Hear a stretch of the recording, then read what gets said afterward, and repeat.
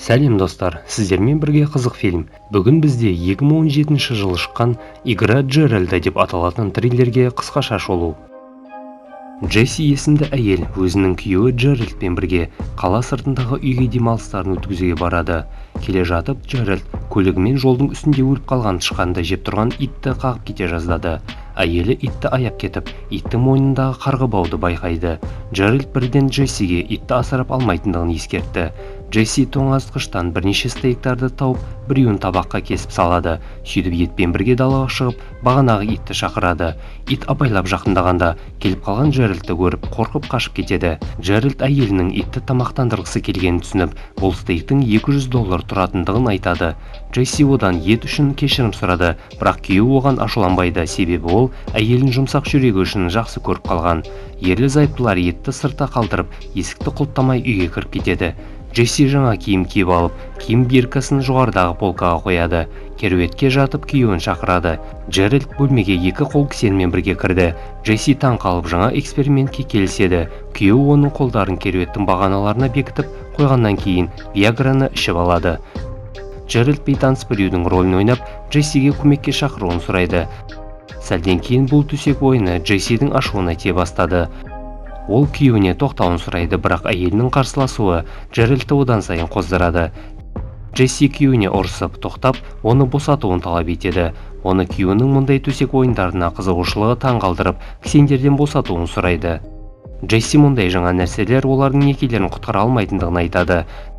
Джеральд болса, кісендерді шешпесе не болатындығы туралы сұрап, әйелін сасқалатып жібереді. Ол қайтадан әйеліне жақындағанда, Джесси оның ернінен тістеп алады. Кенеттен күйеуінің түрі өзгеріп кетті. Джесси қорқып, оның жағдайын сұрайды. Джеральд үндемей тұр. Оның жүрегі тоқтап қалып, әйелінің үстіне құлап қалады. Джесси оны аяғымен көтеріп, есін жиюын өтінеді. Джеральд керуеттен еденге қарай құлайды. Джесси тағы біршама уақыт бойы күйеуінің атын айтып шақырады, алайда ешнәрсе өзгермейді. Джесси Джеральдтың бас жағынан аққан қанды байқайды. Ол кісендерден босағысы келгенмен, кісендер мықты тұр. Джесси айқайлап көмекке шақырады. Сәлден кейін терезеден бір дыбыстарды естиді. Кейін дәлізден біреудің қадамдарының дыбысы естіледі, алайда бұл жай ғана бағанағы ит болып шығады. Ит болса жемендеп Джессиге қарап, Джеральдтың денесіне жақындайды. Джесси итті қуып жібергісі келгенмен, әйелдің оған ешнәрсе істей алмайтындығын түсініп, жердегі қанды жалай бастайды. Сөйтіп күйеуінің қолының бір бөлігін тістеп жұлып алады. Кенеттен күйеуі орнынан атып тұрып, не болғанын түсінбей қолындағы жарақатына қарап қалады. Джесси қатты қуанып, оны босатуын сұрайды, алайда сәлден кейін күйеуінің денесінің әлі жерде жатқандығын көреді. Бұл Джессидің жүйкесінің тозуынан болған көзіне көрінген елесі екен. Джеральд болса, әйелінің оны есін жиып тұратындығына 5 сағат бойы күткендігі үшін ақымақ деп кемсіте бастайды. Себебі Джесси іштей оның өліп қалғандығын түсінді. Джеральдтың айтуынша, иттің оның денесін жегенін көргеннен кейін Джессидің есі ауысып кеткен. Сөйтіп елес күйеуі оған осы тығырықтан шығу үшін өз күшіне сеніп, бір амал табу керектігін жеткізеді, себебі бірнеше күн бойы оны бұл жерден ешкім таба алмайды. Джесси қолындағы кісендерден босатылып шығып, күлімсіреп, бұның қиын болмағандығын айтады. Сөйтіп артына бұрылып қарағанда, ол өзін әлі де кісендеулі күйде керуетте отырғандығын және қасында Джеральдтың тұрғанын көреді. Джеральд Джессиге оның есі шынымен де ауысып кеткендігін хабарлайды. Джесси өзінің телефонына жетуге тырысады, бірақ Джеральд оны зарядкаға қоймағанын және ол өшіп қалатындығын ескертеді. Күйеуі Джессиге полкада стаканда су тұрғанын айтады, алайда кісендердің кесірінен ол оған жете алмайды. Сөйтіп полканы ақырындап көтергенде, стакан сырғанап Джессидің қолына түседі. Джеральд оған күлімсіреп қарап тұрады. Джесси болса стакандағы суды іше алмайтындығын түсінеді. Ол бәрін тастап, беріле салғысы келгенде, оның өзінің галлюцинациясы оған стаканды қойып, киімнің биркасын есіне түсіруіне кеңес береді. Джесси биркадан трубочка жасап, шөлін қандырғаннан кейін ұйықтап кетеді. Түнде иттің үрген дауысынан оянып кетеді. Сөйтіп бөлменің қараңғы бұрышына мұқият қарап, онда тұрған қорқынышты адамды көреді. Джесси одан кім екендігін сұрап, көмек беруін өтінеді. Әлгі адам оған жақындап өзінің сөмкесін ашып, ондағы бір-бірімен араласып кеткен әшекейлер мен сүйектерді көрсетеді. Әйел көздерін жұмып, оның шын мәнінде бұл жерде жоқ екендігін айтып тұрады. Осы кезде Джеральдтың галлюцинациясы келіп, өлімді білдіретін бұл айлы адамның Джесси үшін келгендігін ескертеді. Джесси көздерін ашып, қорқынышты адамның бөлмеде жоқ екендігіне көзі жетеді. Джеральд әйелін тышқан деп атайды. Ол ашуланып, оны олай атамауын сұрайды. Сөйтіп есінен танып қалып, өзінің 12 жасар кезіндегі балалық шағын есіне түсіреді. Ол өзінің ата-анасы, інісі және сіңлісімен бірге көлдің қасына демалуға келді. Джесси қайыққа отырмай әкесімен бірге жағада қалып қояды. Ер адам оған күннің тұтылуын оның тізесіне отырып қарауды ұсынады. Қыз бала күннің тұтылуын бақылап тұрғанда, әкесі оны тышқан деп атап, қызымен ұятты нәрсе жасап тұрады. Джесси оянады, оның қолдары түні бойы кісендерге ілініп тұрған соң көгеріп кетеді. Джеральд одан бала кезіндегі болған оқиға туралы неге айтпағанын сұрайды. Джесси оған болған нәрсенің оның шаруасы емес деп жауап береді. Джессидің өзінің иллюзиясы оның әкесіне ұқсататындықтан Джеральдқа күйеуге шыққандығын айтады. Ол әлі де болса бала кезіндегі психологиялық жарақаттан құтылмағандықтан әкесіне ұқсайтын ер адамды іздеп келгендігін жеткізеді. Бір кезде Джесси жерде қан іздерін байқап қалып, оларды ит жүріп жасады деп ойлайды. Алайда Джеральд оған өзін алдамауын сұрап, бұның адамның іздері екендігін білетіндігі туралы айтады және кешегі қонақтың кешке қайтадан келетіндігін ескертеді. Джесси көзін жұмып, 10-ға дейін санап болғанда галлюцинациялардың жоқ болатындығына сенеді.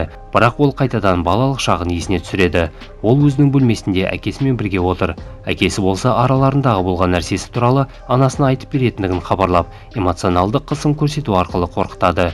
Джесси болған оқиғаға өзін кінәлі ретінде сезініп, әкесіне бұл туралы ешкімге айтпауын өтінеді.